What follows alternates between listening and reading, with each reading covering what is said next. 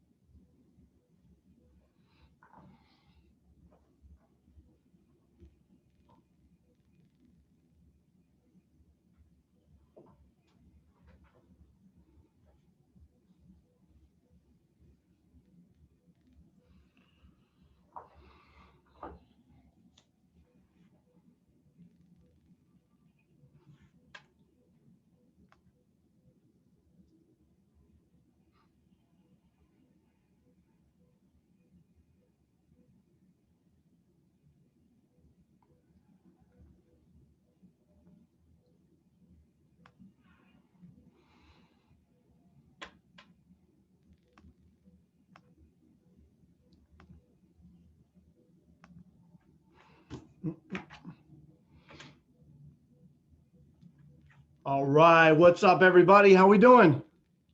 Doing great. You guys can all hear me okay, right? Yep. Okay, perfect. Obviously, you guys can see us.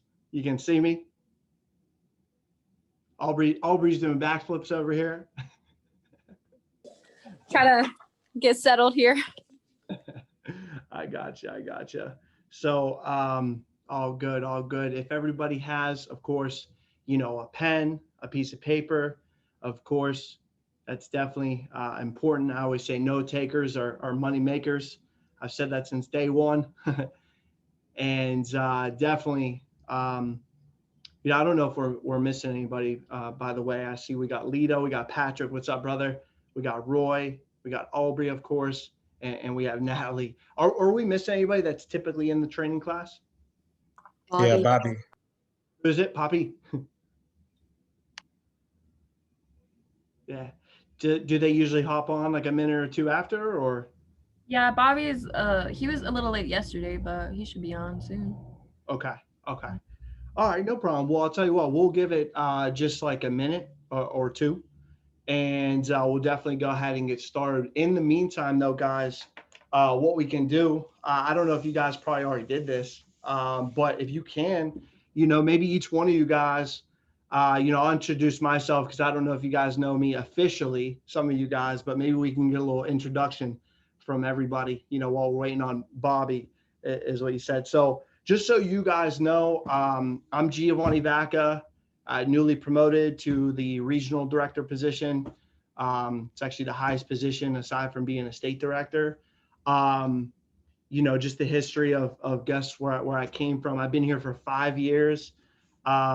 I was actually the top producer in the whole company, 2017, 2018.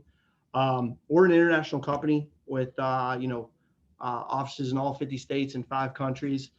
So we do a lot here. It's very competitive, of course. But following that year, I actually won March Madness. If you see that basketball right there, they pair up all the top producers in the company and they go up against each other, right? And the winner wins a ton of money, a trophy, and I also won a car with the company. So that was pretty cool. And then ever since then, just focused on leadership, management, was rolling with Tommy, and I ended up being here 5 years later, now in Illinois. I don't know anything about Chicago.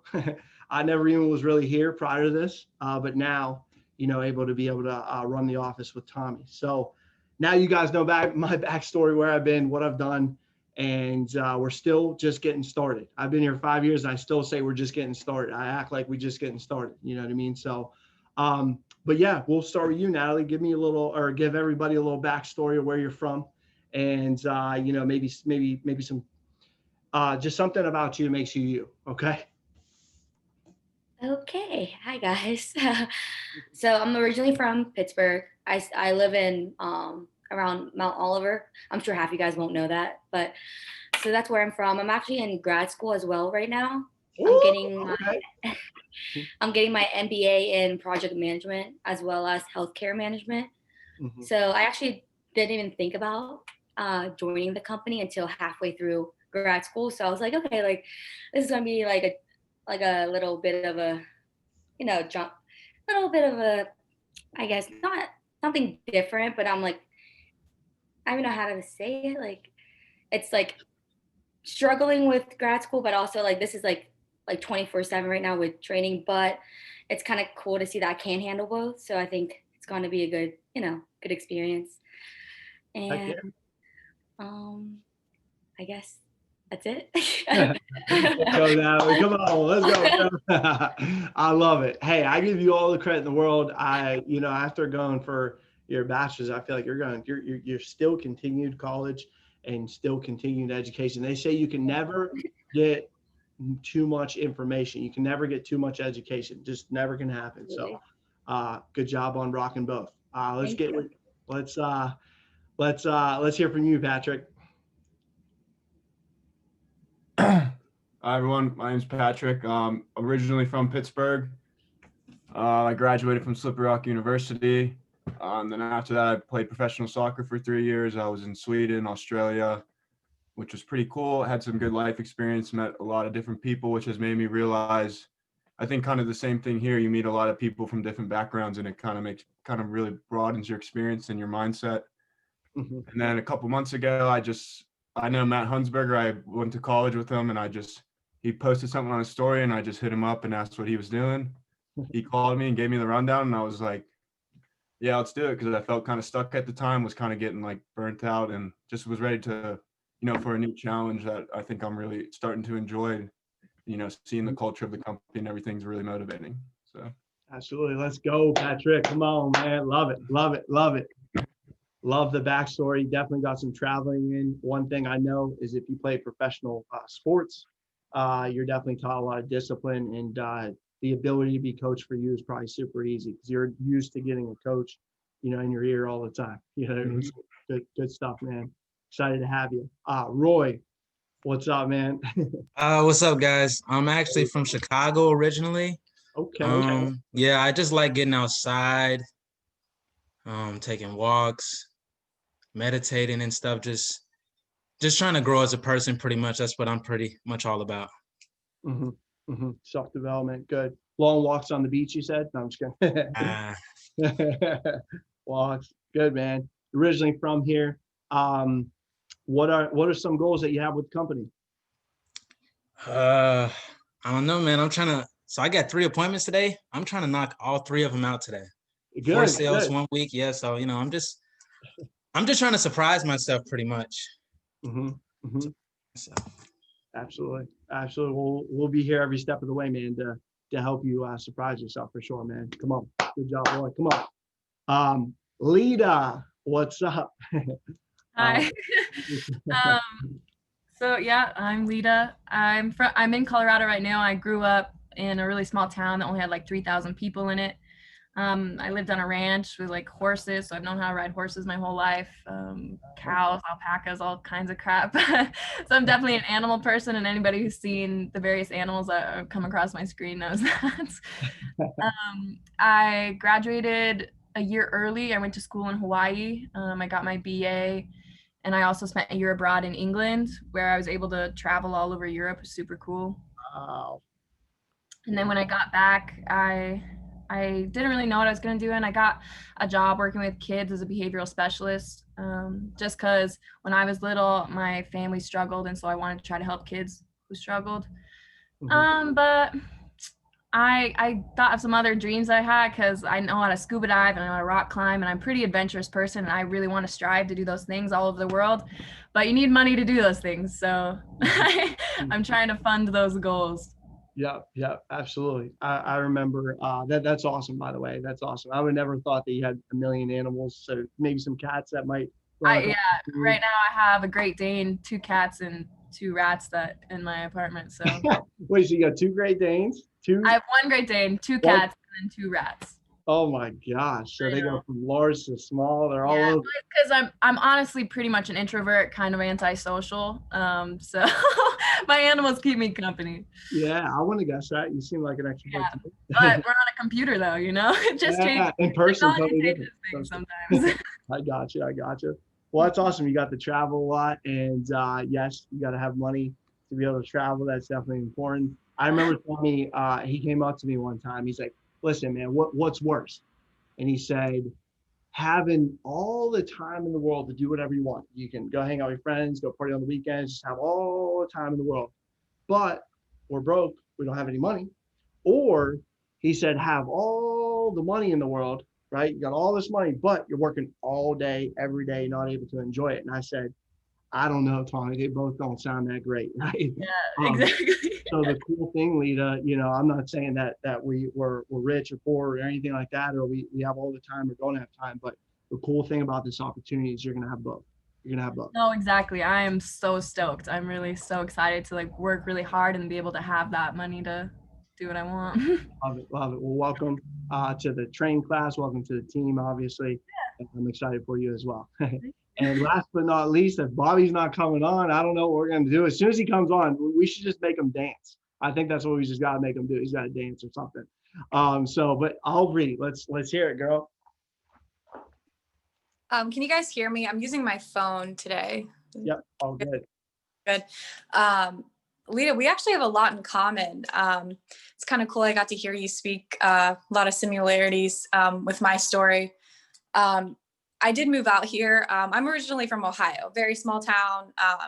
Grew up kind of rough, got my degree in addiction counseling, became a behavioral tech specialist for adults though. Little different area, but definitely didn't think I'd be doing this. Mental health is very underpaid. So shout out to all the mental health people out there. It's definitely very underpaid. And I needed to make more income for sure, for the lifestyle that I need to live in the company I want to build eventually. And Dalton, my boyfriend, actually got this opportunity to come out here, and he was like, tell me about it. And it was all awesome. I was a little skeptical at first, but once we moved out here and I got to see the culture, got to see everything, I did have the opportunity to also be a part of this company, and I'm super grateful. This opportunity is unlimited, just like they say. I'm gonna be able to give my family what I want to give them with this, and also build my legacy and a company that I want to help people with. So I'm super excited. Let's go. Good stuff, Aubrey. Love it, love it, love it. So, anybody that works in counseling or anything like that, they're like angels. So the fact that Aubrey wanted to get in there, she's an angel. You got to have a lot of patience, and plus you said that you're dating Dalton, so you got to have a lot of patience for him too. No, I'm just kidding. No, Dalton is amazing. He's awesome, doing really great with the company as well. And I'm blessed enough to be overseeing Aubrey, Patrick, and Natalie. And then, of course, Lita and Roy. I believe you guys are with Josh or Casey, which is a great crew to be around as well, with like culture and obviously just being in this office. So, yeah, we waited a little bit for Bobby. So Bobby's just going to have to sit out for this one. And unfortunately, but it is recorded, so that does help. But one thing I just want to make sure I inform you guys. I'm glad that we were able to do that, because I think it's really important that a little bit about the person next to you. Just like a team, teams, the reason why they do so well and they got each other's back is because they have that relationship. And sometimes when you hear someone's backstory, you almost want to fight harder for that person because you know a little bit about them. You're like, wow, they went through this. Dude, I'm going to make sure that I got this person's back, and I'm going to make sure that when they're down, I'm going to lift them back up, right? So knowing a little bit about each other is actually a great thing, and I'm glad that you guys were able to introduce yourselves to the team and myself. So hats off to you guys for sure. But I'm going to go ahead and get started, guys. They have me running the closing workshop today. And there's no surprise on why I'm running the closing workshop. I love closing. Closing is my thing.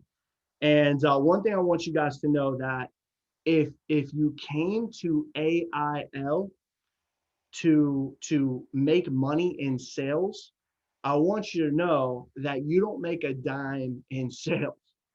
You don't make, and permission guys to curse a little bit. We're all above 18, right? Is that cool?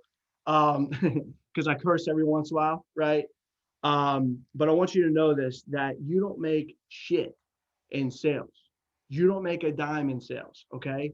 You make money in closing, okay? Closing is an art. Closing is everything, and there's so much psychology behind it. And I'm going to make sure, guys, of course, obviously we're taking notes and things of that sort. One thing I want you to know, and I say this every time too, knowledge is not power. You know how much people say that knowledge is power? I say this before every workshop because that's a bunch of bullshit, okay? Knowledge is not power, okay? People can have all the knowledge in the world, read all these books behind me, right? And never implement it. It's the implementation that truly creates the power, okay? So maybe I'll only reach one or two of you guys today, and I'll be happy about that, okay? But make sure you're those one or two, okay? Because the stuff that I'm going to teach you, I wish I had this fire when I first started. It took me years of reading books and doing all this crazy stuff. It took to the point where I was on Google, and 3 pages deep, there was, when you click on something on Google and it changes color, you're 3 pages down the line, they're all a different color because I've read it all, right? So I want us to be able to implement this stuff, okay? So closing, I want you to understand that closing is selling as well, okay? But what is the definition of sales? Okay? Sales is a transfer of belief. That's what closing is. A transfer of belief. The only difference from someone that can close and someone that cannot close is their belief. You have to first and foremost believe yourself in order to be able to transfer that belief to them. They say that the eyes are the window to a man or a woman's soul. So what you need to do is you need to look them in the eyes and you need to tell them the deal. You need to transfer that belief over to them and look them in the eyes and let them know. Okay? You have to make them understand. You have to be sold yourself. There's 3 things they buy, guys. 3 things. The first thing they buy every single time is you. That's the first and foremost thing they buy. They buy you. The second thing they buy is the company. The second thing they buy is the company. The third is the product. The third is the product. So before you even pick up the phone, before you even try and call Joe and Mary, before you try and call that child safe kit, before you do anything, you have to understand that in order for them to buy those 3 things, you have to be sold yourself on those 3 areas first. You might not be the best agent on planet Earth just yet, but you got to act like you are the best agent. Kind of like with that workshop earlier. I don't know if you guys were on, but that whole saying, fake it till you make it, that's actually a real thing. When you act like you're the best, and no disrespect or being arrogant or cocky, just the best you can possibly be, you start to transform into the best. You have to almost act like you got that lead for a reason. You are sitting down with Joe and Mary for a reason. You are the one responsible for taking care of them. You are the best possible agent that was made to sit with those people. You have to really think like this. You have to be sold on yourself. A good way to get sold on yourself is to know your stuff, to build credibility and trust, know your products, get your reps in, right? A sure way to get sold on the company, sure way to get sold on the products. Well, I don't know about you guys, but this company isn't going anywhere. This company is the best of the best. And you have to be sold on that. You have to be so freaking sold that this company is the best and the best. You want to know why? No disrespect to any other company. I'm not knocking any other company, but during the pandemic, we did $9 million worth of production in 1 week. We never did more than 7 million, and we did $9 million. Dude, this company isn't going anywhere. Okay. It's recession proof, depression proof. And those of you guys that are in Chicago, I like to say bulletproof. Okay. This place is bulletproof. So while other companies are laying people off, I'm not knocking any other company. It's just what it is, factual information. While companies are laying people off, while companies are suffering with their pensions and retirement plans, our company grew.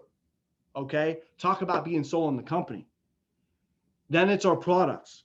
You got to be sold on our products. Our products are not dependent on the stock market. Talk about stability. Imagine me with a company, right? You're sold on yourself, you're sold on the company, but you find out that their products are dependent on the stock market. The pandemic hits, and then they call you up because their policy is collapsing. Imagine working for that company. Our company's products are guaranteed for life. 110% guaranteed, never going to change based upon the stock market, not variable, not adjustable, not flexible, not universal. They're 110% guaranteed products. Okay. The other thing too is life insurance. It's easy. It's an easy sale. It is an easy sale. Guys, people have cars that they don't need. They'll have a Mercedes-Benz they don't need. They'll have rings. They'll have literally everything but life insurance, right? So what we need to understand that their most important asset, their most important thing in their life is their family. So I promise you, if they're allocating money in areas that are not more important than their family, then they're doing their family a disservice. You need to understand that when they allocate their money in all these other areas, they're not giving their family a good service, which if you ask pretty much most people what the most important thing in their life is, they would tell you it's their family. That's why this is an easy sale. Guys, this hit me hard. Hopefully it hits you hard. But some people, they'll have insurance on their cell phone if their cell phone breaks. They'll have insurance on their car. God forbid their car breaks down. Guys, as horrible as it sounds, they may have homeowners insurance on their home if their house burns down. But they don't have life insurance on their wife? Guys, you know one thing I know is, God forbid, if something happened to your cell phone, you can replace that shit. If something happened to your car, sucks. You can replace that shit, okay? As horrible as it sounds, if their house burns down, guys, they can replace that shit. If God forbid something happens to Joe, let's say he gets a cut on his hand. Yeah, we can fix that up. He breaks his leg, we can replace that. But if God forbid Joe's heart stops beating, that shit is irreplaceable. You cannot replace Joe. You can't replace a husband. That shit is irreplaceable. That's why this is an easy sale.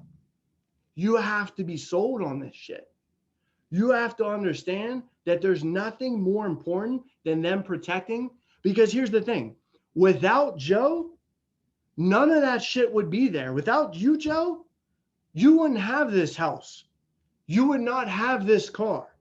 Joe, without you, you would not have this cell phone. They are the most important asset that they need to cover. So it's an easy sale. I just got a suit engraved. And you know what I put in the suit? I put a salesman is a sold man. You know why? Because for you to be in sales, you got to be fucking sold. Excuse my language. You have to be sold. And there's going to be a sale. Either they're going to sell you on why they don't need it, or you're going to sell them on why they do need it. A sale is going to be made in every single home. They're either going to close you or you're going to close them.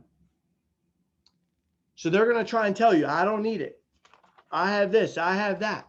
And you're going to be trying to close them on why they do need it. But I promise you, at the end of that set, someone's going to sell somebody. Okay? You know, they say the best salespeople out there. Let's see if someone can guess this. Who are the best salespeople out there? See if someone knows. I bet no one gets it. The best salespeople out there on planet Earth. Who are they? You just mean like in general, like Just in general, yeah. It could be, anything. It could be who are the best salespeople on planet Earth. insurance people? That's what I'd like to think, right? But no, it's not insurance people. Parents? Parents, you're close. You're Mhm. close, Lita. Okay. All right, I'm gonna try it. Believers. Believers, that's a good guess too, man. Kids. Kids, you got it. Kids. Kids are the best salespeople out there. You know why? That's why Lita was close when she said parents. Parents are the worst salespeople in the world. They get sold all the time because kids, they are so unreasonable. They want this lollipop. They're going to cry and whine and bitch and complain until they get that lollipop. And somehow, some way, parents, they give in. That's why Patrick's right. It's kids. Okay, now I'm not saying you got to whine and bitch and complain until they buy a life insurance policy off you. The reason why I mentioned kids is because they're unreasonable. They're so sold on that freaking lollipop that they literally will not stop and act like if they don't get that lollipop, they're going to die. That's how sold you got to be. You have to literally be to the point where it is detrimental whether they get a policy or not. Okay? It is absolutely like you will lose sleep if they don't get a policy. You'll lose sleep. Okay. So I want to be able to go over control with you guys as well, because this all is correlated with closing. A lot of times, we can say this. Unfortunately, when we don't close a deal, what happens is we lose, right? So we don't close a deal, we lose. So basically, we're a loser. We're losing, right? You know how to become a closer? You got the word loser. How do you become a closer?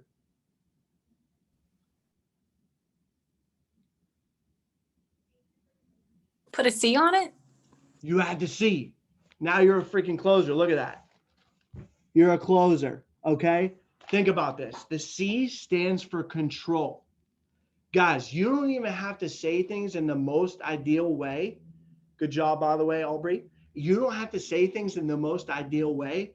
If you have control, they're going to listen to you. Think about this, guys. Imagine this. First day of college, the professor gets up there. Everybody's all nervous, right? The professor cracks a joke and everybody starts laughing. Why? Because he has control.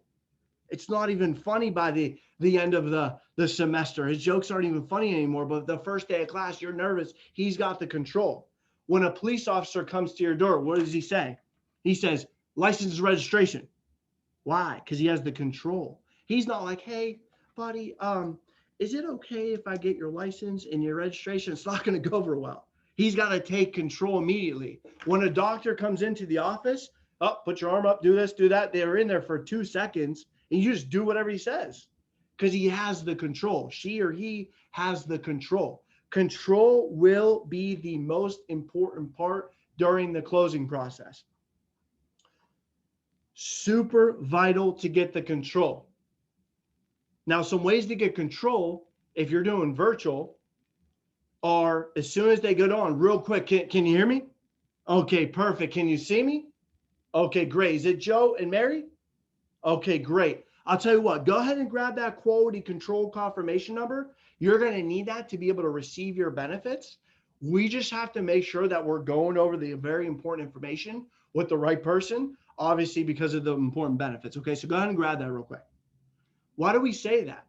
Well, one, you get on the Zoom, they probably think we are a scam, but now it's like a spin cell. We're like, hey, real quick, go ahead and grab that quality control number. I need to make sure I'm going over the benefits with the right person, right? It's a control factor. Can you hear me? Can you see me? Psychology tells you when you get these small yeses in the beginning, okay? Hey, can you hear me? Yes. Can you see me? Yes. Joe and Mary, right? Yes. Psychology tells you that if they're going like this, yes, yes, throughout the presentation, they say yes. Does that make sense? Yes, yes. Do you think that the whole time psychology tells you, you do yes, yes, yes, at the end, do you think they're going to be like, no? No. Psychology tells you you're going to get the big yes at the end. Okay? So you got to do little things in the beginning. It's so vitally important, guys. Trying to give you the sauce, the shit that I wish I had. Make sure that you get the control in the beginning. It sounds rude. I grew up, saying thank you to everybody. Like, that's how my dad and mom raised me. They taught me, I remember my manager was like, right when you get in the house, ask for a glass of water.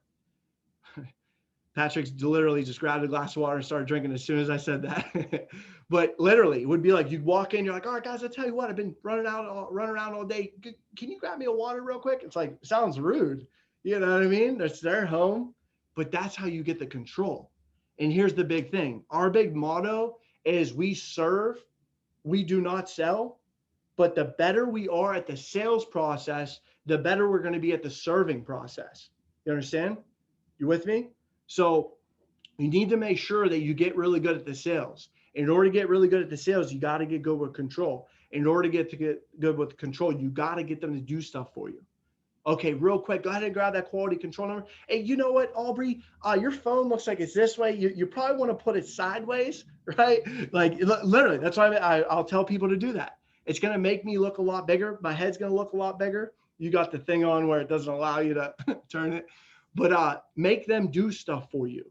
Make them do. Okay, go ahead and grab a pen and paper real quick. All right, good job, Aubrey. But yeah, make them do stuff for you.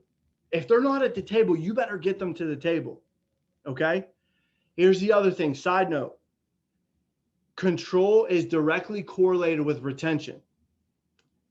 You think that having Mary go make her dinner, Mary's over here doing tests, she's doing laundry. Oh, no, she's over here like this. No, I'm listening, Gio. Oh, yeah, and she's over here like, no, I can still hear you. You think that letting them do whatever they want is a good thing, but what happens is at the very end, you're gonna be like, oh, well, hey, Mary, I need you back in the picture. We're gonna go over your options, and she's like, oh, okay. She goes over and you show her options. She might be like, oh, let's just do C. And then as soon as you get off that Zoom, what's that conversation gonna look like? Joe, why do we do that? Why was it so expensive? You know why? Because she didn't listen to Terminal Life. You weren't there she was not there to build the value and price condition her. So you have to, as soon as Mary gets out of the screen, control says you need to get her back in the screen. Soon as she tries to walk away, oh, no problem. I'll tell you what, we'll wait till she gets back. Now, Joe, you said you've been in the union for 10 years? Yeah, awesome. Now, you pretty close with some of those guys over there? Yeah, we just got to wait till Mary comes back. She has to be here. The company requires her to be, of course, in the Zoom while we go over the information, okay? So, and then, hey, listen, if you're busy, you're important, you're in control. Busy, important, in control. Reminds me of the doctor walking in, super busy. You're like, all right, dude, what do you want? You do this, do that. You just listen because they're busy, important, control. So you got to do these things in the beginning to establish the control. Control will be your best friend, okay? You ever get those sits where shit's just out of control? That's how you have to be. They're like looking at you like, dude, I can't control this person. Like, now I can't control her. She's telling her, yeah, okay, I'll listen to what she said. She must have something important to say because she got me doing all this crazy shit, right? She must be going over something really important, right? And then take pride. Take pride. Don't make them feel like you're like you're a nuisance. Dude, you have a very important position. You have to hold yourself to a high level standard. Like, dude, I promise you, if they're not with you, they're probably going to be watching a Netflix show or drinking with their buddies. I promise you what you're going over is way more important. I'm not being disrespectful, but I promise you it's probably more important There's nothing more important that you have to go, nothing more important than what you have to go over. Nothing. If anything, if they reschedule on you or do something like that, you should be the one that's annoyed. You should be the one like, Joe, listen, man, we had you on the schedule. We just missed, right? We just missed another member that has literally been waiting on us. And I have like 6 members after you, man. If we put you back on, we have to make sure that time frame is going to work because we can't miss another member. Is that fair enough? Right? That's control. That's control. You're busy, you're important, you're control. But a lot of times we'll be like, oh, no problem. Yeah, we'll reschedule, no problem. No, you're in control. Okay? You have to establish that presence. Okay? Now, here's the other thing. There's these things, they're called tie downs. Okay? There's even double tie downs. This is how you maintain control. So you need to establish the control, then you need to maintain control. If you want to be a 50% closer or better, you need to use 50 tie downs or more. They're called tie downs. Okay. The reason why I love tie downs is because, well, first of all, here's what a tie down is. So Aubrey, of course, we went over some very important benefits. That makes sense to you, right? Like as far as the freedom of choice, that makes sense to you, right? Yes. Get a yes from them. If they say, do it again. Do it again. See, Aubrey did a good job. She said yes, because she knows what she needs to get from the client is yes. If they say, well, real quick, guys, this is really important benefits. I know I'm going to be flying through this. I just want to make sure, Natalie and Leah, that does make sense, right? Get a yes from them. Yep. Yes. So you want to get a yes from them. Okay. You want to get at least 50 yeses throughout the presentations. That's what tie downs are. Does that make sense? Do you see why this is very important for your family? Dude, I had one guy, he used to purposely cough. He'd be like, does that make sense? And then someone would go, yes. He'd be like, oh, I'm sorry, does that make sense? So he can get a double tie down. It's weird, but it worked. It worked because they like had to listen, or he would go, I guess, does that make sense? And they go, yeah. And he'd go, huh? He did that a lot too. So it sounds crazy, but it keeps them engaged throughout the process. You almost have to be like a little bit of a pain in the butt, but I don't feel like I'm being a pain in the butt because I know it's important for them. It's like a kid. Remember I told you kids are the best salespeople in the world. When you were a kid and you didn't want to take the medicine that your mom wanted you to take because you were sick, you'd say, no, I don't want it. Right? And what would the mom do? She'd be like, nope, you got to take it. I don't want it. Right? Sometimes mom would shove it down your throat because she knew that you had to take it. Sometimes we have to literally be like sometimes they don't know what's good for them.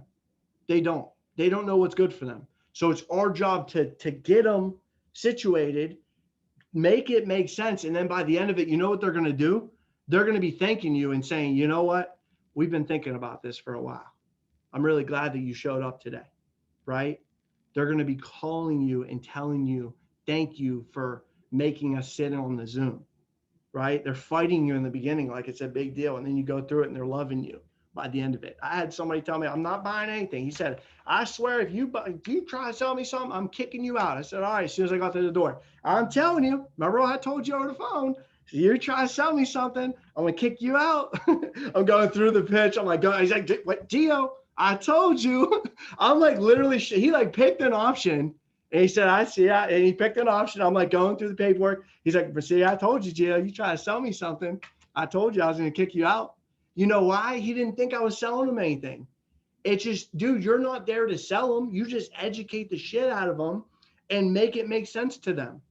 But the only way that's going to happen is you got to get their buy-in as well. So you say, does that make sense? If they say, yes, that makes sense, that means everything that you just went over, they're bought in on what you're talking about. That's closing, guys. People think that closing is like at the end of it, you're going back and forth with them. I used to think I was a beast because I would literally show my training. I'm like, you see how we just went back and forth for 30 minutes and I closed them down? Dude, and then I'm like, why are these people making it look easy, right? Then I realized that being a closer isn't going back and forth with somebody. Being a closer is being proactive. The best closers are the people that are the most at being proactive. And that brings me to my next point. There's only a couple things they can say, guys. There's only a couple things. They can say what? I want to think about it. I can't afford it. Guys, I don't care if you're the best football team out there. If I know you can only run sweep left or sweep right, I'm beating you.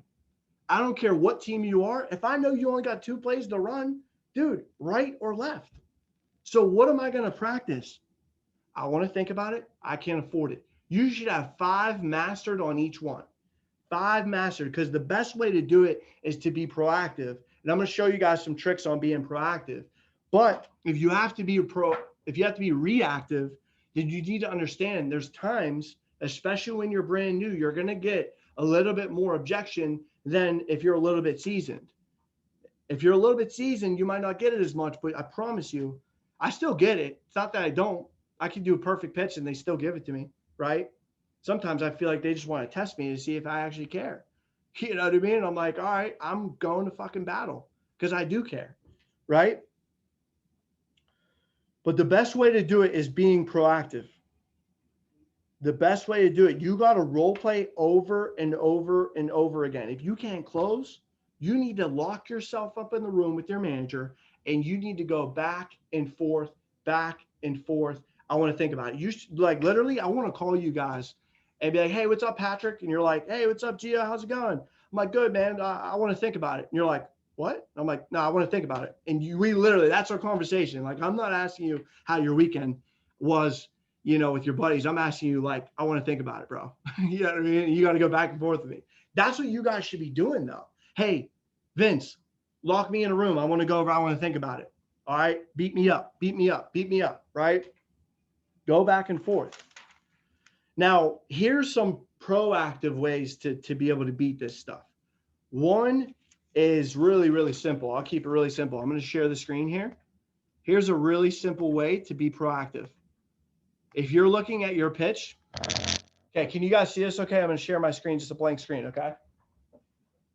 Let me keep this really simple. There's 2 different pitches out there.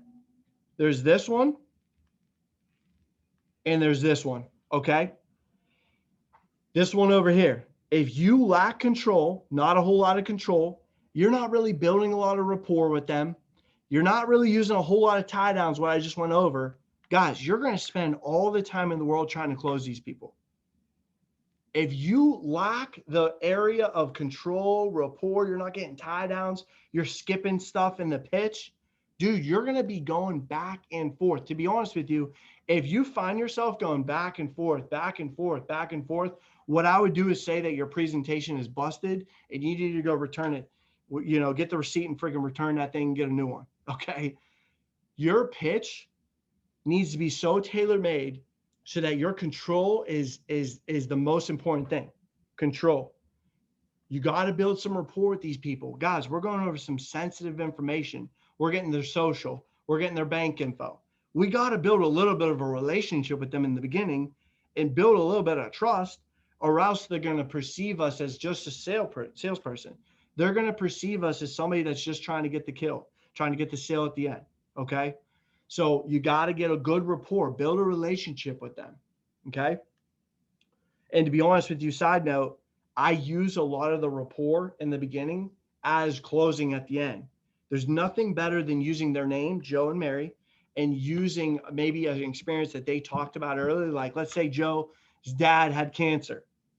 If I bring that up at the end, respectfully, you know, I'm not like, hey man, your dad had cancer, dude. Like, I would say something like, hey man, like, you know, obviously, you know, we mentioned earlier, you know, just like my dad, you know, my dad had some heart issues and things of that sort. So I can definitely understand, man. But, you know, you mentioned your dad had like cancer, you know, at a young age too.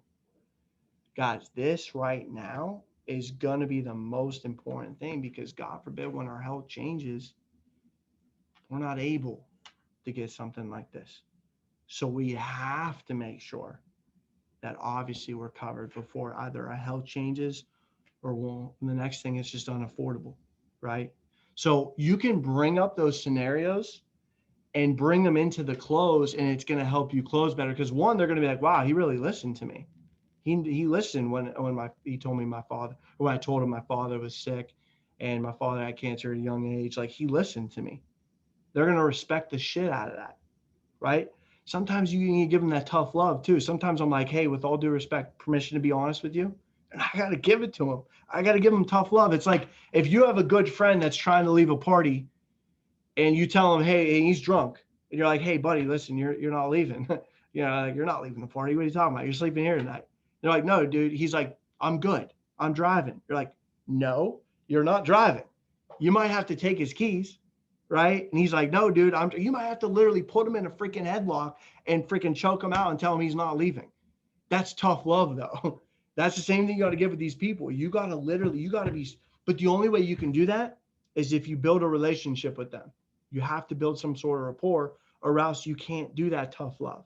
I can't do that to, like, imagine you doing that to Tommy. You guys don't even know Tommy. You couldn't do that to Tommy. You don't even know him. But imagine if I did it with, Vince.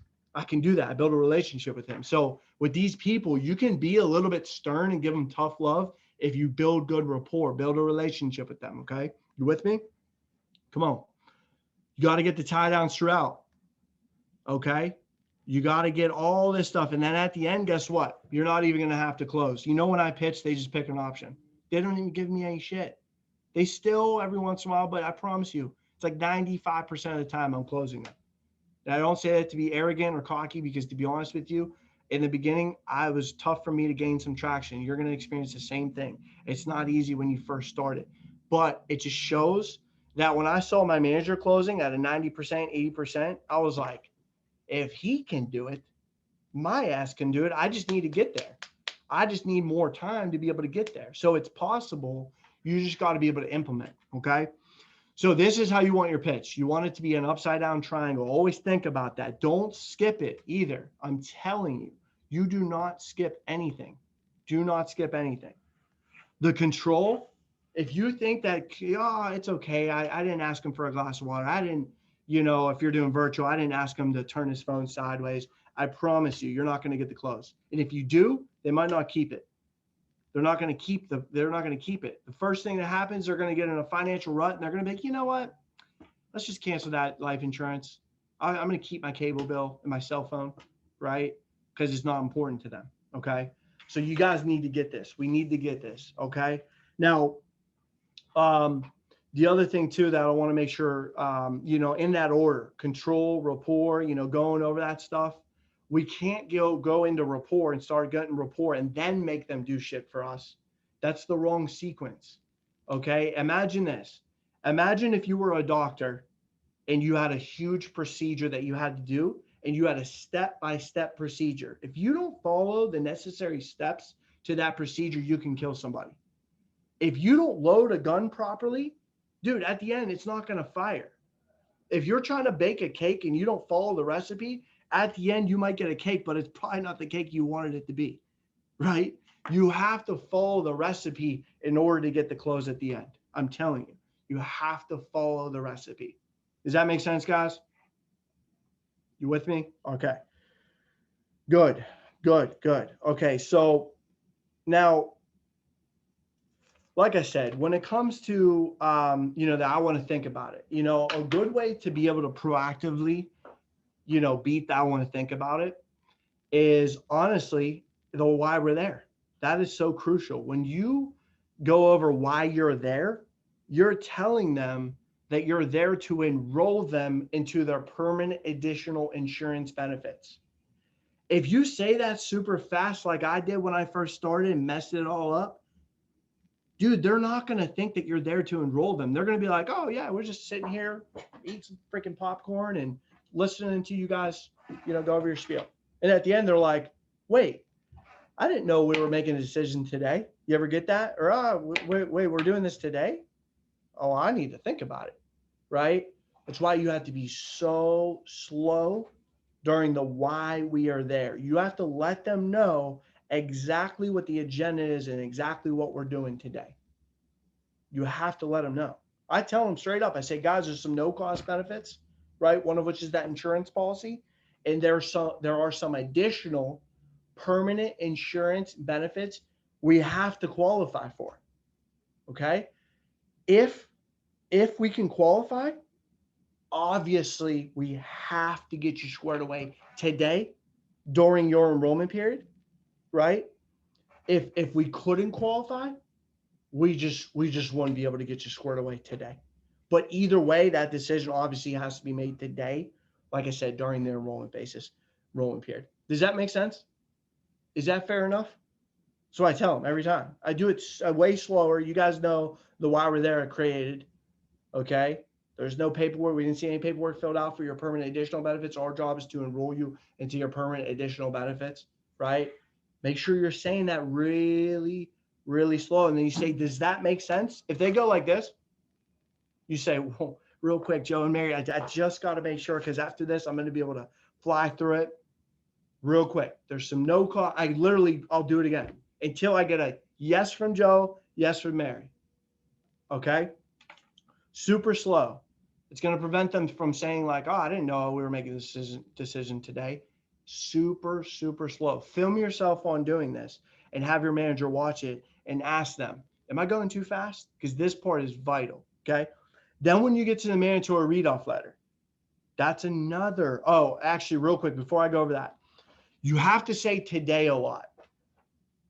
Okay. Say today after pretty much everything. Yeah, guys, that's exactly why they had to make sure that you were squared away today and caught up with the other members. Now, Joe, blah, blah, blah, blah, blah. Today, when they tell me they want to think about it and talk about it for tomorrow, I'm like, Joe, we've thinking about mine. Like, we've been talking about today all day. What are you talking about tomorrow for? There is no tomorrow. Tomorrow's not freaking promised. Okay. Tomorrow's not promised. There is no tomorrow. We're talking about today. Okay. So make sure you're saying today a lot in your pitch, in your presentation. The other thing is make sure you're saying problem a lot. Problem, concern, issue. If I said, hey, we got a problem, I bet you Lita over here is going to be like, well, what's the problem? I want to fix it, right? Roy might be like, dude, what's going on? Can I help? Naturally, when there's a problem, like I say problem so many times in the house, they're like, they don't even know what the problem is yet. And they think there's like something wrong, right? Their blood's boiling. That you got to say problem, issue, concern. Okay. Problem, issue, concern. So you say, yeah, that's a huge, you know what? If, and say things are important, as well. Problem, you know what I mean? Like you got to sell off the problem. Nobody's going to appreciate the solution if you don't sell the problem, right? I remember the example was used for me. Imagine if Patrick, let's say you came and visited us and I came up to you. I'm like, hey, Patrick, I got this pump, for your tires, you want to buy it off me? You're like, no, Gio, why would I want to buy a pump off you, dude? Like, what are you talking about? Right. But let's just say the next day you come to the office, right? I go outside, I go deflate your tires, right? Well, I come up to you now and I'm like, hey, Patrick, I got this pump that I was trying to talk to you about yesterday, right? Well, you're going to have to buy the pump off me because you're not leaving the parking lot until you buy it, right? Because I created a problem, right? Now that's creating. I'm not trying to create a problem. You're just revealing the problem with the clients, right? That they don't even realize. But that's what it is. You can't just, you got to create a problem and sell the problem before you provide a solution. They're not going to appreciate it. They're not going to appreciate it. Everything is, the reason why we buy stuff is there's a problem. Even when someone buys a big screen TV, that sounds like something like, what's the problem there? Dude, their problem is they feel insecure about the TV that they have, and they have to have a big TV. So that's a problem. Dude, every sale is a problem. I promise you. I can sell it off of any problem that you have. And that's why you got to be sold, though, because you know that big saying that like, oh, she's so good, she can sell ice to an Eskimo. Well, shit, I can't sell ice to an Eskimo because an Eskimo doesn't need ice. Like I couldn't sell prescription drugs to people because I don't like taking medication. I haven't taken medication since I was 16 years old. I just don't like it. Right. So I'm not going to sell something I'm not sold on. That's why it goes back to being sold, guys. You have to really understand that having no life insurance is a huge problem. Okay. This is how you close. So now going back to where I was going to go to the mandatory read-off letter. Okay. The mandatory read-off letter. Make sure you say that very nice and slow. I'm telling you, say it nice and slow. Okay. Read every word. I do it still to this day, 5 years in, right? Sitting there reading it, right? And I share the screen, make sure they're reading it. Okay. If you have the union official one, show that one that's not on the laptop, because that one's signed off by the president. But if they don't have it, then use the one that's universal on the computer. Okay. But you show them that. And at that very end of it, you unshare, and then you say, all right, guys. So basically, and here's why I say it really nice and slow. I say, so basically, guys, what the letter is saying is that if the needs analysis determined that there was a gap, then obviously, guys, we have to make sure we get those gaps covered today during your enrollment period. Okay. Now, if the needs analysis didn't determine that there wasn't a gap, then obviously we wouldn't be covering anything. But obviously there was some big gaps, and we're going to get those covered today. Right, Patrick? So I did a read off letter in my last presentation, and then did you read it like you really read it from like top to bottom? Because I think I tried to summarize it, and then after I went to options, and she was like, "Oh, I didn't really know I had to decide today." yeah, for sure. Yeah, and then trust me, man, I've gotten that so many times before. I'm like, you know what, enough. Like, I'm not gonna beat on it anymore, right? And but yeah, man. So I read the whole thing, and then at the end, I make sure it's very apparent, very clear on what we're doing today. Okay. And here's the thing, Patrick, too. Do you go by Pat or Patrick or Saul? Doesn't matter. Well, what I was going to say, Patrick, is the other thing too, is I used to get really nervous right there and be a little bit worried that they were going to say like, well, wait, I don't want to make a decision today. Yeah, that's how I felt. So I tried to summarize it to like, I don't know.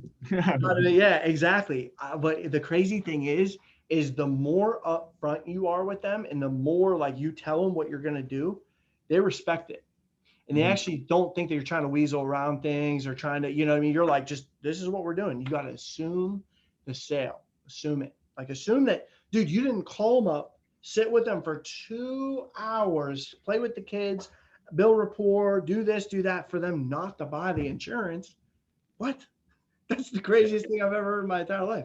The whole reason why you're sitting with them is to enroll them, right?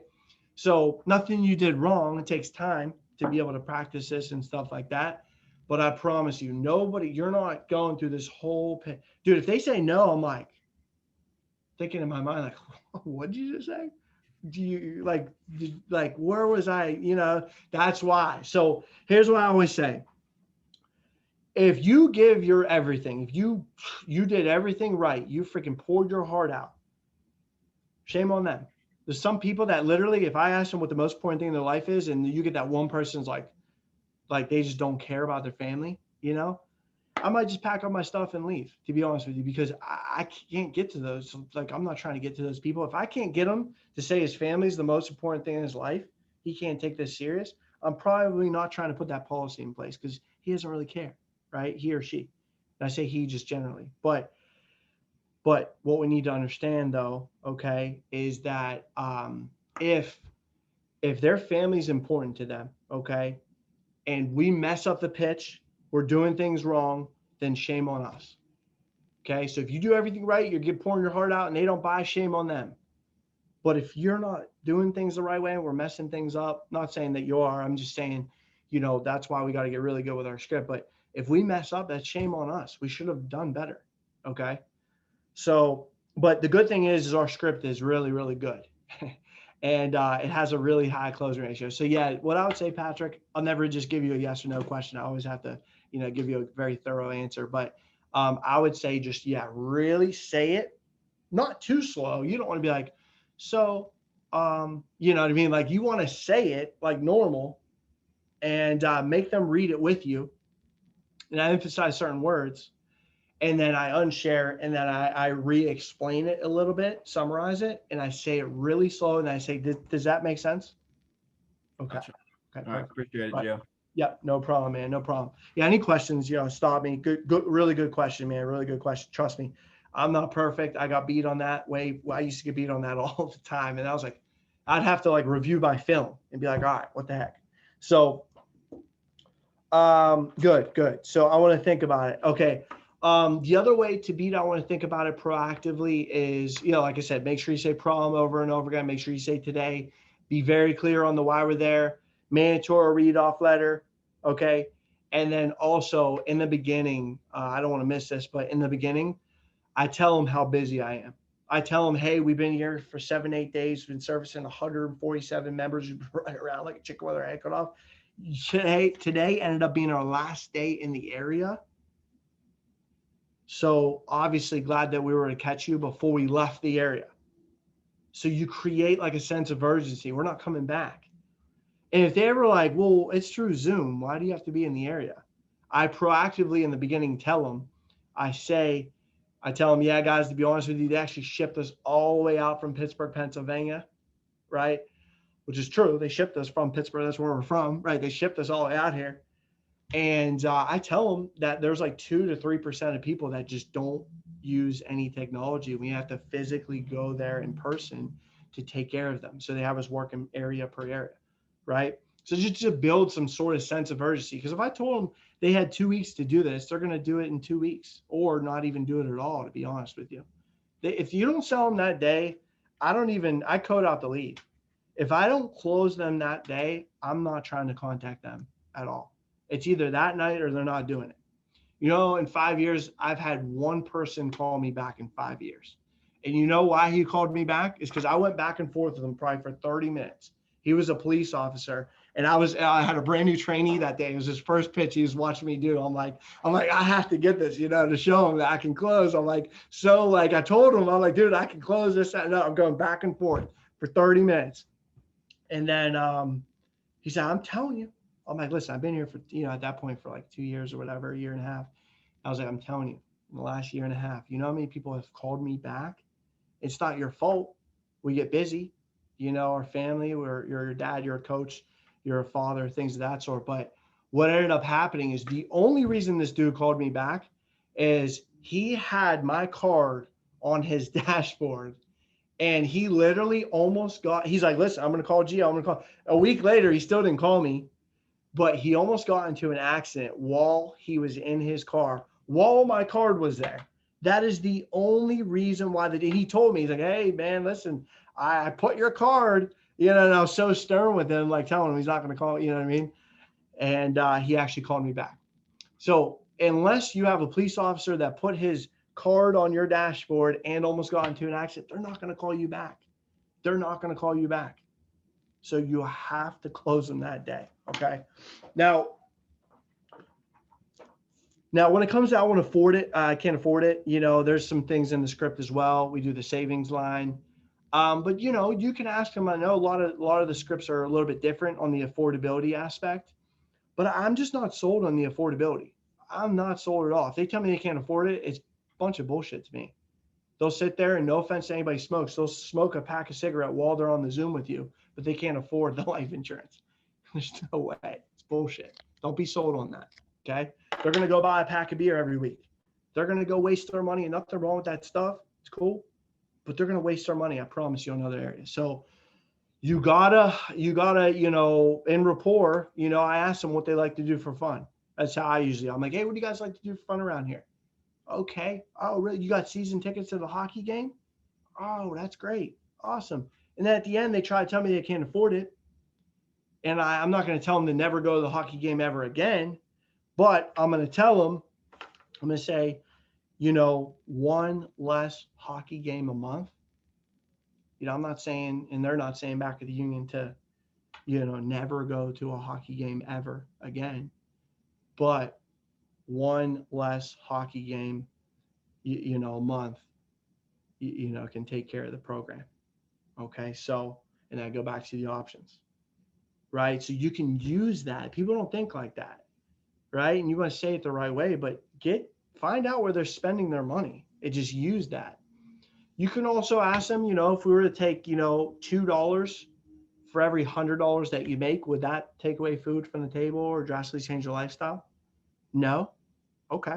So if you figure $2 for every $100 that they make, you know what I mean? Like, you ask them, it doesn't make a difference to them. You can bring that up again. You know, I'm not going to come by every day, you know, or if you took $1 a day, you know, would that take away food from the table or drastically change your lifestyle? Of course not. That's what all of our members would say, you know, but I'm not going to, you know, come to your home every single day and grab that dollar off you, of course. But luckily the program, you know, is $30 a month, you know, whatever you're trying to sell. Now, I never sell $30 a month. Usually my deals are like $3K.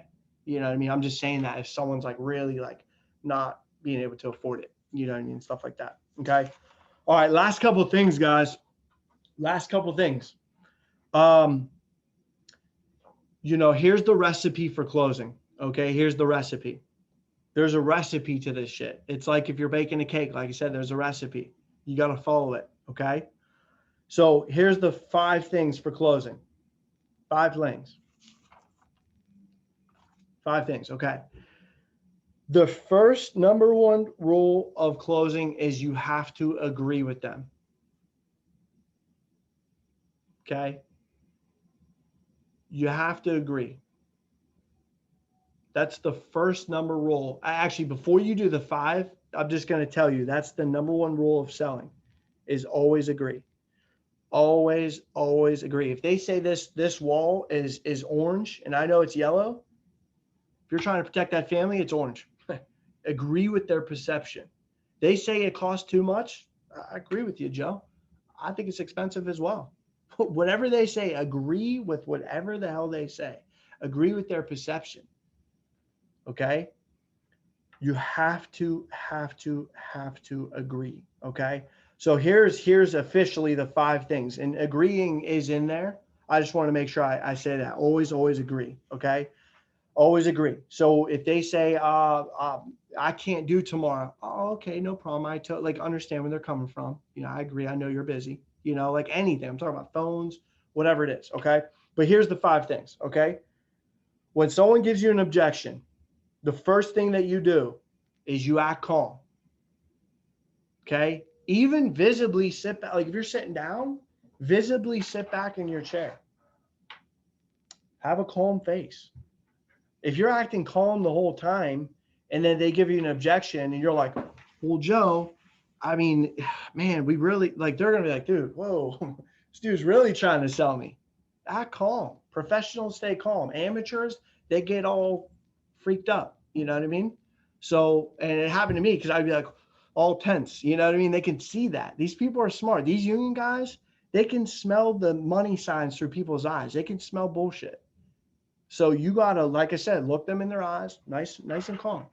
To be honest with you, I don't even answer. If they say I want to think about it, you know the little trick that I do, right? I say we just need to figure out which option makes the most sense to you, and which one's gonna fit the need the best. Now, literally, I get out of the picture.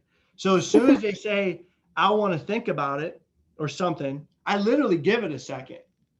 They're like, I want to think about it. I'm like, yeah. Right. So like, I'm super calm with it though. Right. Because you know what amateurs do? They go like this. They did everything right. I want to think about it. They're like, yeah, guys. But you know, the thing is, right. They're like panicking and they're going to think that it does make a difference to you, whether they buy or not. Like they think you're just trying to sell them. Right. So you act calm. That's the first thing. The second thing goes with the agreeing. You agree, understand, and show empathy. That's the second thing. Agree, understand, and show empathy. So if they say, you know, whatever they say, like I said, it's too much. Or, hey, I just bought a mortgage, you know, to be honest with you, I think it's better to wait. I say, I call them like, yeah. Yeah, I get where you're coming from. I'm with you. And I understand, to be honest with you, you just bought this home. I agree. It would probably make sense to wait, to be honest with you. Then you go into the next thing. The third thing is proceed to rebuttal. Proceed to rebuttal. So whatever they give you an objection, you come back with a rebuttal. So you say, you act calm. Yeah, no, I'm with you. I totally understand. I know, I agree, man. It just bought this beautiful home. It probably seems like it'd be better to just hold off. I agree, man. You got a lot going on right now. But the biggest concern is, and go into your rebuttal. My rebuttal for that would be something like, the fact that we just got a mortgage makes it even more reason for us to have to protect that liability. Because a lot of people think that their house is their biggest asset. But man, it ends up being, one of the biggest liabilities. So now more than ever, we have to make sure that that's covered, right? And then the last thing, or the last two things, number 4 is close. What I mean by close is you say, so I would say that, and I say, so like we said, guys, we have to make sure we figure out which one of these options makes the most sense to you and which one's going to fit the need the best. Get out of the screen. Don't look at them like this. Don't be like, right, it's awkward shit, And then you know what the last thing is? Guess what the last thing is? Take a guess. Number 5. So the first one's act calm. Number 2 is agree, understand, show empathy. Number 2. Number 3 is proceed to rebuttal. Number 4 is close. Number 5 is what? Solidification. It's a good guess. That's a really good guess, right? And I don't expect you guys to know this, so if you get it wrong, it's okay. But what do you think it is? Assume the sale. Assume the sale. It's a good guess. It's a really good guess, my man. What do you think, Natalie? I said assume the sale as well, but maybe I just assume would have been the sale. Assume sale? Yeah. Or just say you're here for them. Or I think he froze, but he did, right? Okay. I was like, is he just looking at me like that, or? Natalie, did you really not have the answer? Was I just staring at you? Yeah, I was like, Well, it's shut up. And it's funny because it literally froze and I just shut up, right? No, I'm kidding. But it's literally shut up. It's just don't say a word. The first person that talks loses. And I promise you guys, it's gonna get freaking weird. I remember I literally it's funny because I'll teach this, right? I know I've done it, right? I've seen people watch me do it. I'll teach people to do this. They'll do it. And I'm sitting there like, this is fucking awkward. I'm like watching them. I'm like, dude, this is weird. And I taught them to do it. So I know it's weird. It sounds. Figure out, this was in person. I'm like, we just need to figure out which one makes the most sense to you and which ones fit the needs. And I'm sitting there playing with the computer, typing stuff. And he's like this. I'm just sitting there. I swear to you, like in 5 minutes feels like a long time, but this was like, it's probably 10 minutes, and I'm just sitting there like, finally, I look over at him and he's like this. He's not even looking at the options. He's like this. And I'm like this. So I look at him and he goes like this. And he's looking, right? I'm over here. He goes like this. And me and him both look at each other. And I still didn't say a word. And I went like this. And I looked at the options and he went like this. Looked at the options. And then he literally said, did you want me to pick an option? And I'm like, yeah, absolutely. We just need to figure out, right? So dude, sometimes they don't take it personal, but sometimes it was funny because it was like nonverbal. I was like, and I just looked down and he looked down. It's hilarious. But sometimes it's going to get awkward. Sometimes it's going to be like that. And you just got to shut up because it's like a sign of weakness. If you're like, hey guys, just making sure, the first person that talks loses. You do not talk.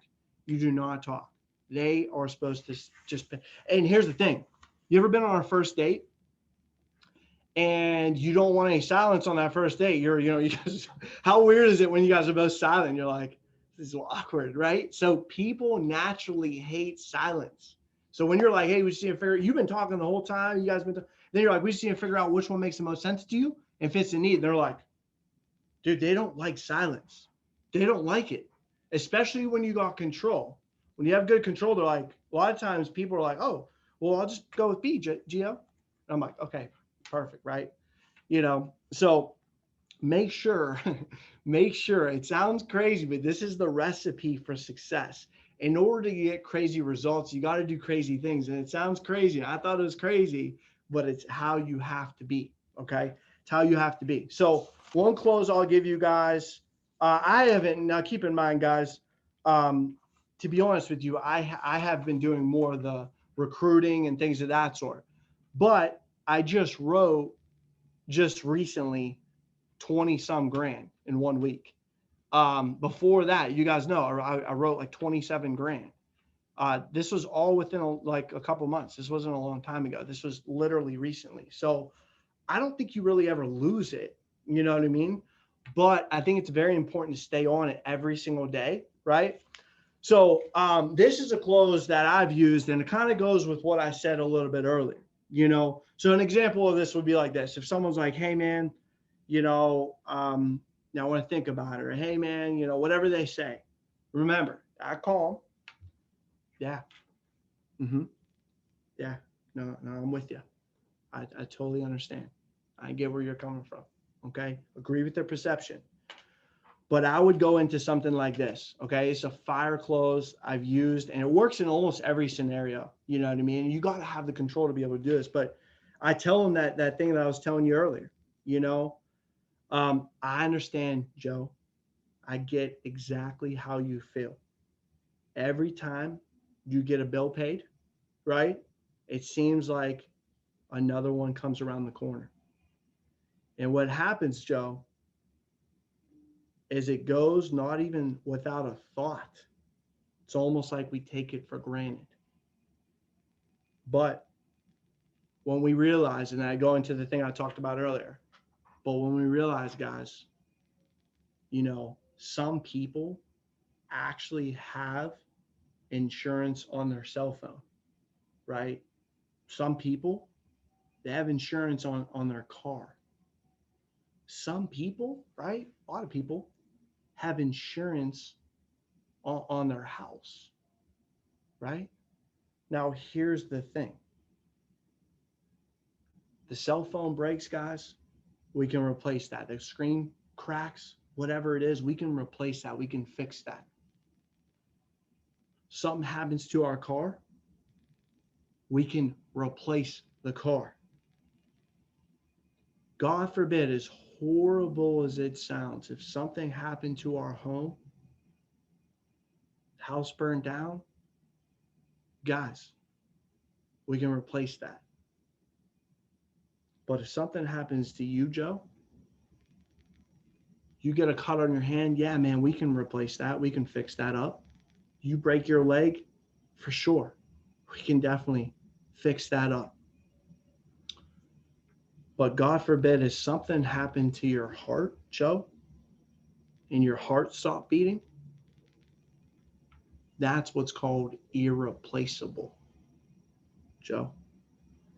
That is something we cannot replace. And here's the crazy thing, Joe and Mary. If something happened to you, without you, there wouldn't be a cell phone. Without you, there wouldn't be a car. Without you, Joe, there definitely wouldn't be this beautiful home. So the most important thing that we have to protect is you, Joe. So the most important thing today, man, we just got to figure out, obviously, I'm with you. I understand where you're coming from, but we have to figure out which one of the options makes the most sense to you guys and which one's going to fit the need the best for your family. Boom. And just shut up. Dude, I promise you, I've used that close so many times, and it puts things into perspective for them, because you have to compare it to shit that they have. You have to compare it to what they have. they're going to try to allocate in areas that aren't more important. But without freaking Joe, none of this shit would exist. None of that shit would even be there, because he and Mary, not to say, I'm just using Joe for an example. You can say Joe, Mary, you can say Mary, you know, whatever it is. But I'm just using that for an example. But you need to be like, Joe and Mary, without you two, you guys are working as a team. If it's hard to come up with, you know, $50 a month together as a team, then I just can't imagine when something happens to you, Joe. It's gonna be a lot easier to come up with, you know, $50 a month with both you guys as a team together than for when you die, Joe. Mary come up with 100,000 all by herself for just the mortgage. So I'm with you, man. I totally understand. I know it seems like $50 a month is a lot of money, but much rather see us pay $50 together as a team than when you die, us come up with 100,000 for just the funeral, just the mortgage. So what we have to do, right, and go back to the options, shut up, right? You have to hit them like that. You have to use some of these closes, and you got to say it nice and slow. You don't want to just speed it up. You want to say it nice and slow and hit them in the heart. Okay. Last thing I'll say, guys, you know, I can go on and on about closing, but the last thing I'll say is everything's what's called emotional contagion. Emotional contagion. I practice this. Emotional contagion. Everything. Emotional contagion is this. Your emotions are contagious. If you're nervous, dude, they're going to be nervous to pick an option. If you're excited, they're going to be excited. If you're confident, they're going to be confident.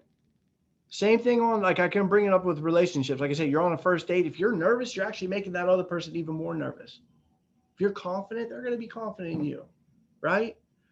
This is emotional contagion. If you got energy, they're going to have energy, right?